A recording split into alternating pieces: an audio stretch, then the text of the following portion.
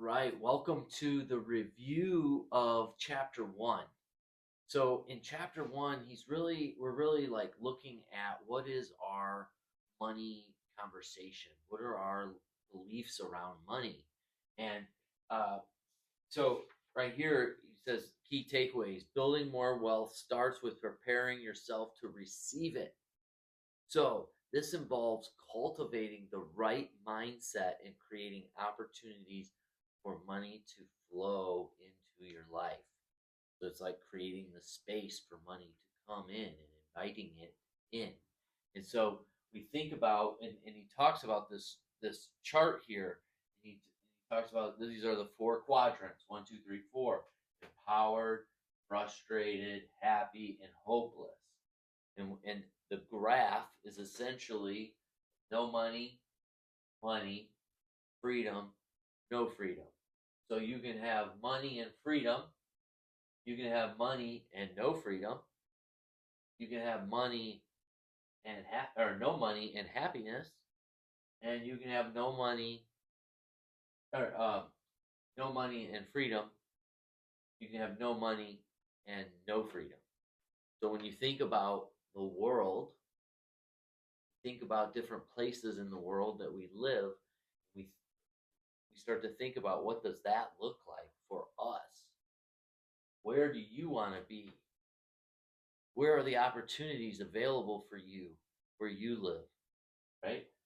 Not necessarily where you live, but just in general.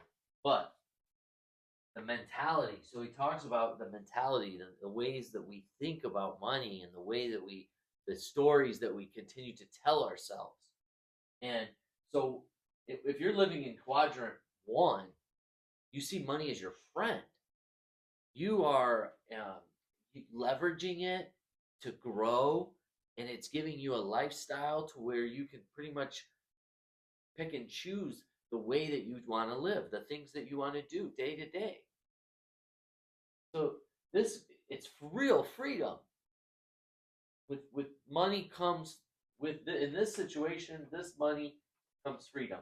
When you're empowered, when you're in quadrant 1, because you see it as a friend. In quadrant 2, when you're frustrated, it fails to meet expectations. You think that the money is going to bring you this, that, and the other.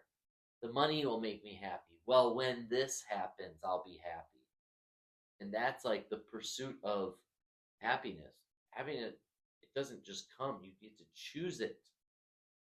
So 2 is really about setting expectations that don't get met. And so then we move into quadrant 3 here. Now these are people that have no money, but they're free and they're happy. This is like actually when you look at the happiest people in the world, this is actually where they live when they measure that. So happiness and finances aren't necessarily a correlation. Now empowerment, leadership is a different story, right? So the in quadrant 4, that's where you're no money, no freedom. You're really stuck in that hopeless cycle. I really when I'm going to be, just honest with myself. When I think of quadrant 4, that's where I see myself when I worked a job. I was constantly paycheck to paycheck, broke, not just broke financially, but I wasn't driving towards anything. I wasn't striving towards anything. And so for there, I was emotionally broken, financially broken, right? So stuck in this hopeless cycle, not getting anywhere on that hamster wheel. And how many of us feel that way? It may not be the reality, but it may feel that way. And so, like, looking at the relationship that we have with money, that then leads to this pyramid that he that he has in there. But this is the mindset. There, sorry. Um, the So we have to reset our mindset and prepare for more money, and that basically happens with this pyramid. So we start with our mindset. This is that story that we tell ourselves, the things that we keep repeating to ourselves. I'm healthy, wealthy, and wise. I'm healthy, I'm wealthy, and wise, right? Starts with our mindset. But then once we've trained our mind, once we, all right, I feel wealthy. It may not be in my bank account, but I feel it. Now we got to start making plans. What are the things that we're doing? And this isn't a step by step process, right? This is a flow chart. So once we have our mindset, we go to now we got to start making plans. What are the things that we want to do? How do we find ways to be more money attractors? Multiple streams of income. What's possible out there?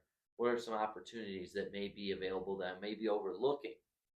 Then we're attracting. That's like polarizing that magnet to be the attractor. Finding the alignment, others that are in alignment with us and walking alongside us. That's where we get into duplication. Teaching others what we know. So now we're a we instead of a me. And we're moving with our strengths. Because we're a team, we can start focusing on what are the things that make me great, and how can I focus all of the more and more of my energy into those things and have a team around me through the duplication that has expertise in other areas. And then now as a group, we're scaling, and now it becomes about management. Now how do we oversee that?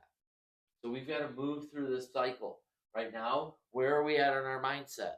What is the conversation that you have around money? What is your relationship with it? Where are you at here? If you're here, how do we get here? That's what this plan's all about, right?